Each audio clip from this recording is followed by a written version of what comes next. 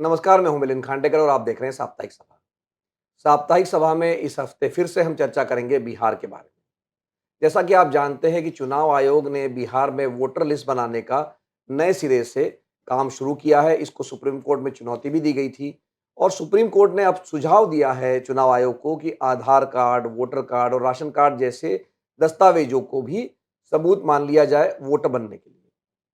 चुनाव आयोग ने अभी तक इस पर आधिकारिक रूप से कोई बातचीत नहीं की है, कोई बयान नहीं दिया गया है, ये लेकिन माना जा रहा है कि इन चीज़ों को सबूत माना जा सकता है।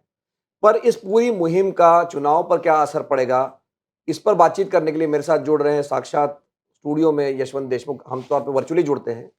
यशवंत देशमुख सी वोटर के फाउंडर हमारे साथ स्टूडियो में मौजूद है। यशवंत, बहुत-बहुत स्वागत है आपका। धन्यवाद मिलिंद। और इसके पहले कि आप एपिसोड शुरू करें, एक ब्रेकिंग न्यूज़ जो है वो साप्ताहिक सभा के दर्शकों को मैं इस बार दे देता हूं। और वो ब्रेकिंग न्यूज़ ये है कि 100 एपिसोड पूरे हो चुके हैं साप्ताहिक सभा के। पहले एपिसोड को आप कोने कर दें, अगर जिसे इनॉग्रल एपिसोड है, तो भी ये मेरा 101वां एपिसोड है, जिसे शुभ संख्या में मान लीजिए काशी के ब्राह्मण की ओर से।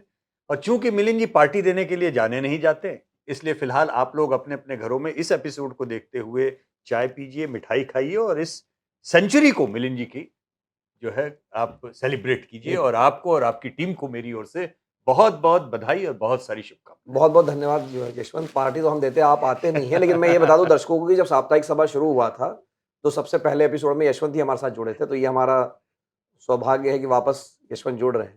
तो यशवंत, अब काम की बात करते हैं। सी वोटर ने एक स्नैप पोल किया है, एक ट्रैकर चलाया है, दो अलग अलग चीजें हैं कि ये जो बिहार में वोटर लिस्ट को लेकर जो मुहिम चल रही है चुनाव आयोग की, उसका चुनाव पर क्या असर पड़ेगा।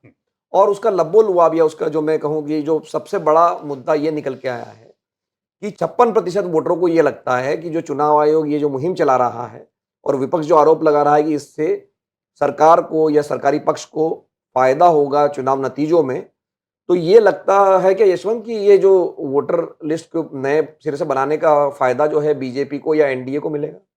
क्योंकि 56% लोग ये कह रहे हैं कि आपकी इस नहीं। बात से सहमत है कि विपक्ष जो आरोप लगा रहा देखिए, है। प्रश्न जो है मिलिंद ये था कि इससे फायदा किसको होगा। ये लोगों का मानना है कि इससे फायदा उठाने के लिए ही ये किया गया है। जी। तो इसका अर्थ ये नहीं है कि एनडीए को इसका लाभ होगा, क्योंकि अगर आप स्नैप पोल को देखें तो बड़ी तादाद में लोग ऐसे हैं जो इस एक्सरसाइज से नाराज हैं। गलत, बहुत जल्दबाजी में किया जा रहा है, उनका ये मानना है। पहले किया जाना चाहिए था, ये मानना है। और लोगों को इससे दिक्कत हो रही है, ये मानना है। तो दरअसल अब ये देखना है कि ये फायदा करेगा कि बैकफायर होगा। अभी तक जितने आकलन है, और साथ में हम दर्शकों को एक चीज और भी बता दें। आपने दोनों टर्म बोले, ट्रैकर और स्नैप पोल, ये दर्शकों को थोड़ा सा स्पष्ट भी कर दे। ट्रैकर वो होता है जिसमें हम वही सवाल हम रोज पूछते हैं ताकि हम उन सवालों में ऊपर नीचे देख सकें। और स्नैप पोल होता है जिसमें नए मुद्दे पर, किसी ज्वलंत मुद्दे पे हम उस हफ्ते या उस दिन 4 या 5 सवाल विशेष तौर पे पूछते हैं जानने के लिए। जो ईसीआई का जो जो काम हुआ है वोटर रोल को लेकर के, उसके ऊपर हमने स्नैप पोल में वो सवाल अलग से पूछे, और ट्रैकर के हमारे रूटीन सवाल वो अलग से चल रहे हैं, इसलिए उनके आंकड़े भी आपको मिलते रहेंगे। नहीं, तो ये लेकिन जो यशवंत जैसे आपने कहा कि लोगों में नाराज़गी है, मुझे लगता है कि शायद आधे लोगों को तो ये पता ही नहीं है कि उन्होंने अगर फॉर्म जमा नहीं किया तो उनका वोट कट जाएगा 25 जुलाई तक। जो आपकी या 20% लोगों को तो पता ही नहीं था कि ऐसा कोई मुहिम चल रही है। पूरी जानकारी नहीं है, ये भी एक बड़ी विचित्र बात है। और ये पहले सवाल में ही हमने ये चीज पूछी कि आपको ये जो चीज हो रही है इसकी जानकारी भी है कि नहीं है। तो आपने जैसा बोला कि लगभग 1/4 लोगों को वहां पे इस बात की जानकारी ही नहीं है। तो स्वाभाविक सी बात है, आज ही मैं देख रहा था कि वहां पे सभी पार्टियों ने अपने एजेंट्स को इस बात के लिए लगाया, क्योंकि कल सुप्रीम कोर्ट का आपने आदेश पढ़ा। सुप्रीम कोर्ट ने उसको रोकने से तो मना कर दिया, जो जो इलेक्शन कमीशन कह रहा है। तो आज पार्टियों ने अपने अपने एजेंट्स को लगाया कि कम से कम उनके जो वोटर हैं, उनके फॉर्म और उनकी जो चीजें हैं वो आगे बढ़ के एजेंट्स उनको कंप्लीट कराएं 25 तारीख का जो जो डेडलाइन है उसके पहले। लेकिन एक तरीके से आप देखें तो सही काम शायद गलत ढंग से किया जा रहा है। ये एक मैंने जब अपने रिसर्चर से बात की, स्नैप पोल पे जिन्होंने बात की, तो उनका ये कहना था कि लोग इसके किए जाने से नाराज नहीं है, लेकिन जिस तरीके से, जिस आपाधापी में, जिस जल्दबाजी में एकदम चुनाव के पहले किया जा रहा है, उसके कारण लोग नाराज हैं। नहीं, तो यशवंत जो आपने ट्रैकर में जो पहला सवाल हमने अभी जिस पर बात की कि लोगों को ऐसा लगता है कि इससे विपक्ष को नुकसान होगा और सत्ता पक्ष को फायदा होगा। लेकिन जो कॉमन सेंस भी कहता है कि जो विपक्ष का वोटर है वो कमज़ोर वर्गों से आता है, माइनॉरिटीज़ से आता है और जो भाजपा का खास करके वोटर है, वो शहरी है या अपर कास्ट से आता है, वो उसके पास कागजात होना या उनके पास अवेयरनेस होने की संभावना ज़्यादा है बनिस्बत की जो महागठबंधन का है। तो कहीं न कहीं तो इस एक्सरसाइज़ का फ़ायदा या जो होगा वो एनडीए को ही होगा ऐसा लगता है। देखिए ये कहना गलत नहीं होगा, जो आप असर्शन कर रहे हैं उसमें कहीं न कहीं सच्चाई है। हालाँकि हालाँकि एक बात ये इंडियन एक्सप्रेस पे रिपोर्ट थी और ये बात मैंने अपने डेटा में भी चेक की कि अपर कास्ट वोटर्स भी उस बात को लेके उतने ही उद्वेलित हैं जितना लोअर कास्ट या ओबीसीज उद्वेलित हैं। तो ये भी एक विचित्र सच्चाई है कि इस विशेष रिवीजन से दरअसल अगड़ी जाति के मतदाताओं को भी उतनी ही तकलीफ हो रही है। ऐसा नहीं है कि उनके पास में सारे कागज है, सब कुछ है। देखिए कागज का जहां तक सवाल है, कल सुप्रीम कोर्ट में भी मिलिंद आपने देखा होगा सुनवाई में कि सामान्य तौर पर हम सभी लोगों के पास में कागज मतलब क्या, जब हम आइडेंटिटी की बात करते हैं तो आधार या वोटर आईडी। जी। जमाने जिंदगी से पहला वोटर आईडी था, बाद में आधार आया। आज की तारीख में हमसे आपसे कोई कोई मौलिक रूप से मांगे तो आधार, वोटर आईडी और भारत में जब कहीं पे प्रयोग करना होता है तो ड्राइविंग लाइसेंस। इसके अलावा और क्या चीज हम दिखा पाते हैं? जी। हमारे आपके पास में कौन से कागज होते हैं? तो स्वाभाविक सी बात है कि जब आप आधार और वोटर आईडी को उस डॉक्यूमेंट की लिस्ट से अगर आप अलग कर दें, हालांकि उसके ऊपर भी कंफ्यूजन है बहुत सारा। कहीं पर कहा जा रहा है कि वो तो छाप के ही दिया जा रहा है फॉर्म में, इलेक्शन कमीशन का ये कहना है सूत्रों का कि वो तो उसमें छपा हुआ है। छपा हुआ है तो आपको वेरीफाई ही करना है, तो किसी और डॉक्यूमेंट से तीसरा डॉक्यूमेंट क्यों वेरिफिकेशन के लिए चाहिए? ये एक प्रश्न आता है। तो मेरा ये केवल कहना है कि जो असहजता है या उसके कारण परेशानी है वो समाज के सभी वर्गों को है। ऐसा नहीं है कि केवल और केवल विपक्ष के ही मतदाताओं को परेशानी है। दरअसल भाजपा के भी मतदाताओं को उतनी ही परेशानी हो रही है। तो यशवंत जो स्नैप पोल में अब हम अगले विषय पर चलते हैं, जो आपका एक और सवाल ये था कि जो प्रशांत किशोर की जन सुराज पार्टी चुनाव लड़ रही है इस बार, तो आपने ये सवाल पूछा कि वो किसको नुकसान पहुँचाएँगे या अगर सामान्य भाषा में कहें जी। कि किसके वोट काटेंगे? तो उसमें 19-20% लोग कहते हैं कि एनडीए का वोट कटेगा, 18% कहते हैं कि नहीं जी महागठबंधन का वोट कटेगा और 35 से 36% लोग ये कहते हैं कि नहीं दोनों का वोट कटेगा। जी। तो ये चूँकि इस चुनाव में बार-बार ये चर्चा हो रही है कि प्रशांत किशोर जिसका वोट काटेंगे उससे चुनाव परिणाम पर कहीं न कहीं असर पड़ सकता है। तो पहली बात तो क्या प्रशांत किशोर उस स्थिति में है कि वो किसी का वोट काट सकेंगे मतलब चुनाव परिणामों के हिसाब से? और दूसरी बात जो आप कह रही है एनडीए को ज़्यादा नुकसान होगा बनिस्बत की महागठबंधन के। मिलिंद, एक तो बात यह है कि जैसा कि पहले भी हमने ट्रैकर में देखा कि प्रशांत किशोर बज़ तो क्रिएट कर रहे हैं, इसमें संदेह नहीं। और वो मुद्दों के ऊपर सबसे पहले रिएक्शंस भी दे रहे हैं, भीड़ भी उनके पास में ठीक-ठाक ही आ रही है। अ, एक फ्रेशनेस है, उसके कारण बज़ क्रिएट हो रहा है। लेकिन मैंने बारंबार हर बार आपके शो पे ये बात ही बोली कि ये जो उनके नंबर पॉपुलैरिटी के आते हैं, क्या वो वोट में कन्वर्ट होंगे? इसमें मुझे संदेह है। और वो वोट क्या सीट में कन्वर्ट होगी? इसमें मुझे दोहरा संदेह है। तो ये अगर वो कर पाए, तो वो चमत्कारिक से होगा, चमत्कार से कम नहीं होगा। क्योंकि प्रशांत किशोर थोड़ा कास्ट एग्नोस्टिक तरीके से अपना वोट बैंक बिल्ड करने की कोशिश कर रहे हैं, जो कि बिहार की राजनीति में लगभग जिसे कहें कि एक तरह से असंभव ही लोग मानते हैं। बिहार की राजनीति को कि जाति के बियॉन्ड देखते ही नहीं है किसी भी तरीके से। तो एक ये नया वो है, तो या तो वो हीरो बनेंगे या ज़ीरो बनेंगे, इन दोनों ही स्थितियों में। इसके बीच में ग्रे एरिया होने की संभावना मुझे नहीं दिखती। दूसरी बात कि अभी जैसे आपने बात की कि उनका नंबर एक मोटे तौर पे देखें तो स्लो एंड स्टेडी स्टेबल भी है और ऊपर की ओर ही थोड़ा मूवमेंट दिखाई देता है। और वोट किसके काटेंगे इसके ऊपर जब हम डाटा एनालिसिस कर रहे थे तब मुझे ऐसी उम्मीद थी कि शायद बीजेपी के लोग कहेंगे कि विपक्ष के वोट काटेंगे और विपक्ष के लोग कहेंगे बीजेपी के वोट काटेंगे। लेकिन बिहार में ऐसा आंकड़ा नहीं आया। मतलब अगर आप चाहे बीजेपी का हो चाहे विपक्ष का हो, मोटे तौर पर वो एक ही जैसे आंकड़े आए और बड़ा हिस्सा ये कह रहा है अब कि वो दोनों के ही वोट काटेंगे। जी। तो ये एक एक एक अजीब सी स्थिति है जिसमें मुझे अभी ये देखना बाकी है कि वो एनडीए के वोट काटे, क्योंकि जेडीयू के खिलाफ उनका बहुत तगड़ा कैंपेन है नीतीश कुमार के खिलाफ। तो एक दिमाग में स्वाभाविक रूप से एक आंकड़ा आता है कि पिछले 5 साल पहले चिराग पासवान ने जेडीयू के खिलाफ हनुमान जी बन करके लंका दहन करने के बजाय घर में आग लगाई थी अच्छी खासी। तो एक ऐसा लगा कि 5-6% का वोट तो है ऐसा जो बीजेपी का वोट है स्वाभाविक रूप से जो जेडीयू से बहुत ज्यादा खुश नहीं है, तो शायद उसने पिछली बार चिराग पासवान को वोट दिया था। हो सकता है कि वो इस बार प्रशांत किशोर को पड़ जाए। तो पहला नी जर्क रिएक्शन मन में ये भाव आता है कि ये वोट नुकसान काटेंगे काटेंगे, जेडीयू का काटेंगे या एनडीए का भी काट सकते हैं लार्जली।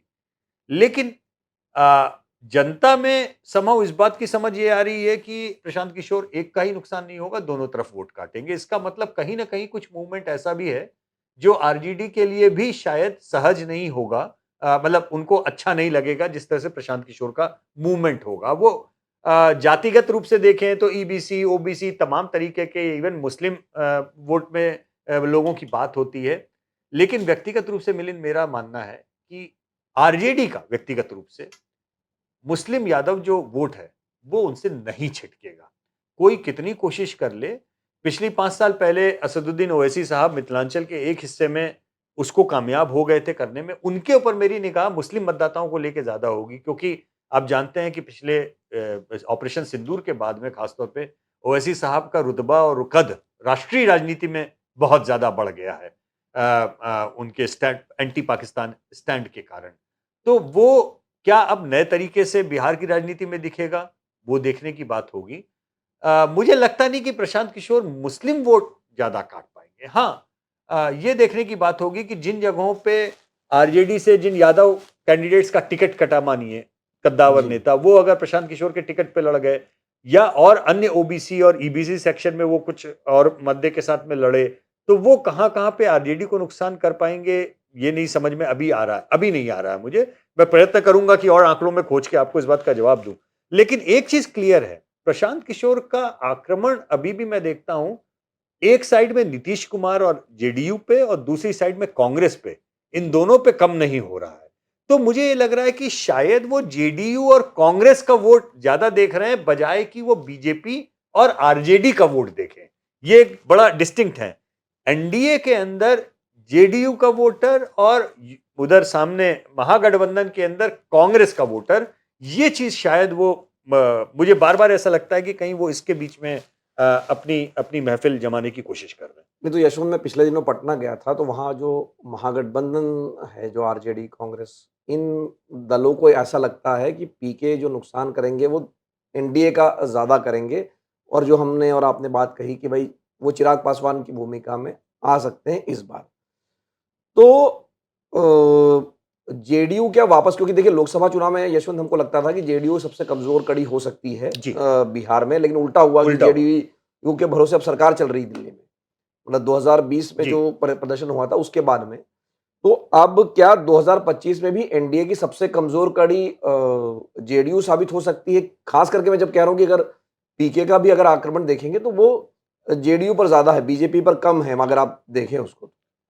देखिए कमजोर कड़ी उस तरीके से कहना मुश्किल होगा क्योंकि अब चिराग पासवान एनडीए के अंदर वापस चले गए हैं, तो स्वाभाविक सी बात है कि वो उस डैमेज वाली जगह पे नहीं है, वो एनडीए के अंदर चुनाव लड़ेंगे। लेकिन पीके जिस तरह से उस वैक्यूम में आ गए हैं उस पोजीशन पे सीधे सीधे, और एक बहुत बड़ा अंतर एक साल के अंदर ही ये पड़ गया है मिलिंद कि चीफ मिनिस्टर लगभग लगभग पब्लिक स्पेस से बाहर हो गए जी अपने स्वास्थ्य के कारण, बाकी चीजों के कारण। और मुझे लगता है कि बहुत, अगर आप मुख्यमंत्री से के कामकाज से अगर आप संतोष वाला ट्रैकर देखेंगे तो मुख्यमंत्री से नाराजगी नहीं है कोई बहुत ज्यादा।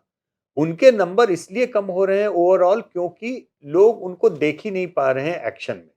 वो एक कारण हो सकता है। ऊब दूसरी वजह हो सकती है।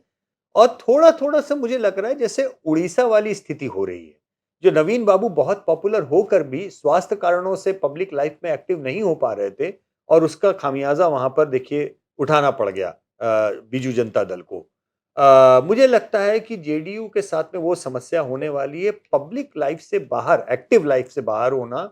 वो ठीक है, मैनेजमेंट, थोड़ा सा फोटो मैनेजमेंट और वो सब अपनी जगह ठीक है, लेकिन सच्चाई ये है कि नीतीश बाबू के लिए नाराजगी नहीं है, सम्मान है।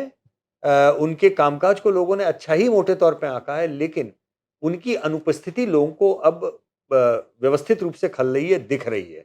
और उस अनुपस्थिति और इस वैक्यूम को जेडीयू की अगली पीढ़ी कोई अपने अल्टरनेटिव से भर पा रही हो, ऐसा नहीं हो पा रहा है। संजय झा लगे हुए हैं, कोशिश कर रहे हैं, हो सकता है उनको और ज़्यादा समय लगे। यहाँ पे ललन सिंह का नाम उसमें भरने की कोशिश है। लेकिन मुझे अभी फ़िलहाल उस तरीके का वैक्यूम भरता हुआ मामला उस तरीके से दिख नहीं रहा है। एग्रेशन जेडीयू के अंदर उस तरीके से अभी नहीं दिख रहा है। तो सबसे आखिर में यशवंत, जो हम मंथली ट्रैकर आपने चला रखा है, फरवरी से हमारे पास आंकड़े हैं, जो मुख्यमंत्री पद के लिए कौन चेहरा है। तो उसमें मैं दर्शकों को बता दूं कि उसमें जो क्रम है, उसमें नंबर 1 पर तेजस्वी बने हुए हैं, उसमें कोई परिवर्तन नहीं हो रहा है। उनका ग्राफ ज़रूर फरवरी के मुकाबले अगर हम देखेंगे तो वो नीचे की तरफ जा रहा है, पर वो फिर भी अभी उनके अकेले की जो लीड है वो पर्याप्त रूप से बाकी लोगों के मुकाबले ज़्यादा है। दूसरी बात ये हुई है यशवंत, पिछले 2 महीनों में कह सकते हैं आप इसको, कि जो प्रशांत किशोर है वो अब लगभग नंबर 2 पर अपने आप को एस्टैब्लिश कर रहे हैं। हालाँकि नंबर 1 और नंबर 2 में बहुत गैप है, लेकिन ग्राफ जिसे मैंने कहा कि अगर फरवरी के मुकाबले आप देखेंगे तो ऊपर गया है। जी। और नीतीश जी जो है वो नंबर 2 और नंबर 3 के बीच में झूल रहे हैं। अभी जो ताज़ा ट्रैकर है उसमें भी उनका नंबर नीचे गया है। जो फ़ायदा जिनको दिख रहा है, जैसे यशवंत हालाँकि कहते हैं कि आप एनडीए के सारे लोगों को एक साथ जोड़ के देखिए, पहली बार डबल डिजिट में सम्राट चौधरी पहुँच गए हैं। जी। पर यशवंत, इसको मतलब आप कहते हैं कि भाई इसको आप वोट शेयर में मत कन्वर्ट करिए, लेकिन अगर ये आपका जो अनुभव क्या कहता है कि ये जो आंकड़ा है जो कह रहा है आपका मुख्यमंत्री पद को लेकर, उसको हम कैसे समझें इस बात को, कि उसका चुनाव परिणाम पर क्या असर हो सकता देखिए, जैसे जब हम इसको देखते हैं कि जो सम्राट चौधरी का नाम ले रहे हैं या जो मतलब ऐसे देखिए कि एनडीए समर्थक जो कि नीतीश कुमार का नाम नहीं ले रहे हैं, है? जी। क्या ऐसा है कि वो एनडीए के विरुद्ध वोट कर रहे हैं? तो ऐसा नहीं। मतलब आप किसी भी तरीके से देखें तो चिराग पासवान हो, चाहे सम्राट चौधरी हो, चाहे नीतीश कुमार हो या और भी जो छोटे नाम जैसे आ जाते हैं, उनके वोटिंग इंटेंट को जब मैं देखता हूं तो नाम वो अपने एनडीए के किसी भी नेता का ले, वोट के लिए वो हमेशा कहते हैं कि हम एनडीए को ही, ज्यादातर लोग कहते हैं कि हम वोट देंगे, उसमें कोई वो विरोधाभास नहीं है। सिमिलरली जो तेजस्वी के नाम ले रहे हैं वो पूरी तरह आरजेडी का ही वोट बोलते हैं, उसमें कोई विरोधाभास नहीं है। अब यहाँ पे एक फाइनल चीज समझने की केवल ये है, जैसे सम्राट चौधरी का भी आपने नाम लिया, सम्राट चौधरी बीच में बड़े थे, फिर एकदम से डाउन हुए क्योंकि खुद पार्टी ने उनका नाम लेना बंद कर दिया। लेकिन बीजेपी के वोट मुझे लगता है व्यक्तिगत तौर पर एज ए पार्टी, अकेली पार्टी वो 30% से ऊपर ही है, कम नहीं। और सम्राट चौधरी का चूंकि नाम नहीं लिया जा रहा है इसलिए वो मामला 10-11% पे आया है। अगर कहीं बीजेपी एक बार भी सम्राट चौधरी का ठीक से प्रदर्शन कर दे तो वो मामला ठीक से बढ़ के एकदम से आप पाएंगे कि 20-25% तक भी पहुंचने लगा। लेकिन वैसा हो नहीं रहा है क्योंकि कोएलिशन धर्मा है, वो केवल और केवल नीतीश कुमार का ही नाम लेंगे। जितनी तेजी से बीच में एक बार आपको ध्यान होगा चिराग पासवान का नाम चढ़ा था उनके एग्रेशन के कारण बहुत ज्यादा, वो थोड़ा-सा नीचे की ओर जा रहा है। है? जी। उतना ज़्यादा मुझे लगा था कि कहीं एकदम ही आगे की तरफ वैसे बढ़ना शुरू ना हो जाए, बड़ा मज़ेदार डेल्टा होता अगर वो बढ़ता तो, लेकिन वैसा हो नहीं रहा है। पीके एक, जिसे आप कह लें कि इस समय बिहार की राजनीति का एक एक अजीबो-गरीब सा फैक्टर बन के उभरे हैं, जिनके कारण अभी सारी राजनीति फिलहाल तो मुझे लग रहा है किसका वोट काटेंगे, कहाँ काटेंगे, कितना खुद जीतेंगे, कितना दूसरे को जिताएंगे, ये दुधारी तलवार की तरह बन रहा है। तो मुझे लगता है कि पीके फैक्टर को जो भी अगर ये सोचता है कि मेरा ये नुकसान नहीं करेंगे, दूसरे का नुकसान करेंगे, मुझे लगता है वो बहुत बड़ी गलतफहमी में है। पहली बात तो ये आज की तारीख में पीके के फैक्टर को मैं इस तरीके से नहीं नाप पा रहा हूं कि वो केवल एक किसी का नुकसान करेंगे। मुझे ऐसा लगने लगा और बिहार की जनता भी अब उनको वैसे ही देख रही कि दोनों का नुकसान करेंगे या अगर वो नुकसान करने पे आए। पीके के अब यहां से अगले कुछ हफ्ते तक नंबर अगर ऑलमोस्ट 20% वो टच करने लगे हैं और नंबर नीचे नहीं जा रहे हैं। अगर यहां से वो 1, 2, 3, 4, 5% और बढ़ाते हैं तो ये बहुत इंटरेस्टिंग एक फैक्टर होगा कि उनका मोमेंटम बढ़ रहा है यहां से या घट रहा है। और बढ़ते बढ़ते फिर लास्ट में ये देखना होगा हमें कि टिकट डिस्ट्रीब्यूशन के समय में उनके हिस्से में किस तरीके के लोग आते हैं और वो उस मोमेंटम को कन्वर्ट कर पाते हैं वोट में या नहीं। तो अब यहां से मुझे लगता है कि तेजस्वी यादव, जैसे आपने कहा, नंबर 1 चॉइस थे, नंबर 1 चॉइस बने हुए हैं क्योंकि उनके पास में उनका जो सामाजिक गठजोड़ है मुस्लिम यादव मतदाताओं का, वही 30 से 35% की थाली सजा करके उनको ऐसे ही दे देता है। तो जहां तक अपोजिशन का सवाल है, मुझे लगता है वहां पर तो कोई उनको संदेह नहीं है कि तेजस्वी जिस जगह पे पोजीशन है। हालांकि मेरी अपेक्षा है, और शायद अब हो, जितना मैं एग्रेसिव कैंपेन सोच रहा था कि तेजस्वी करेंगे, अभी तक मिलिंद मुझे वैसा देखने को मिला नहीं है। हो सकता है आने वाले हफ्तों में, आपको याद होगा 5 साल पहले अपने ट्रैकर में जब हम देख रहे थे तो एकदम से देखते-देखते अंत के 6 हफ्तों में जम के ग्राफ तेजस्वी यादव का बढ़ा था, जब उन्होंने बेरोजगारी और नौकरी की बात की थी बहुत ज्यादा ताकत लगा करके। तो अभी वो कैंपेन शुरू होगा तो देखना होगा कि उसके बाद में किस तरफ वो जाता है। फिलहाल पॉपुलैरिटी और ट्रैक्शन या मुद्दों के ऊपर बात करने में मुझे लगता है कि पीके और तेजस्वी के बीच में एटलीस्ट नैरेटिव में और पब्लिक साइक में आप कहें तो इन दोनों की जो रस्साकशी है वो ज्यादा जगह घेर रही है बाकी लोगों से। सम्राट चौधरी बीजेपी के लीडर्स के अंदर अगर आप देखेंगे तो वो इस समय नंबर 1 बन के बीजेपी के खाके के अंदर वो उभर रहा है, ये अभी दिखाई दे। तो बहुत-बहुत धन्यवाद यशवंत इस बातचीत के लिए। यशवंत देशमुख हमारे साथ स्टूडियो में जुड़े थे। उनका ये कहना है कि 2 पोल उन्होंने किए, एक तो ट्रैकर जो चल रहा है, उसमें डायरेक्शनली मतलब दिशा जो है वो बनी हुई है, जहाँ पर क्रम जो था वो लगभग बना हुआ है। और अगर आप वोटिंग इंटेंट अभी तक चूँकि उन्होंने नहीं नापा है, लेकिन अगर आप लोकप्रियता का भी पैमाना देखेंगे, तो एनडीए का अगर जोड़ है वो तेजस्वी से कहीं थोड़ा ज़्यादा हो जाएगा, अगर आप उनके मुख्यमंत्री पद के जो उम्मीदवार हैं, उनको जोड़ेंगे। लेकिन प्रशांत किशोर के जो एक तो पहली बात जितना उनकी लोकप्रियता है, क्या वो वोट में तब्दील होती है? और होती है तो वो किसको नुकसान पहुँचा सकती है? यशवंत का ये आकलन है कि वो नुकसान दोधारी है, दोनों तरफ नुकसान हो सकता है। और ऐसा अगर होता भी है, भले ही वो वोट परसेंट 5% रहे, 6% रहे, तो ये चुनाव परिणाम पर कहीं न कहीं असर डाल सकता है। लेकिन अभी भी दिल्ली दूर है, पटना दूर है, चुनाव नवंबर में है, हम अभी जुलाई में हैं। तो यशवंत के साथ इस बारे में हमारी बातचीत समय-समय पर होती रहेगी। एक बार फिर से यशवंत बहुत-बहुत धन्यवाद आपका। बहुत बहुत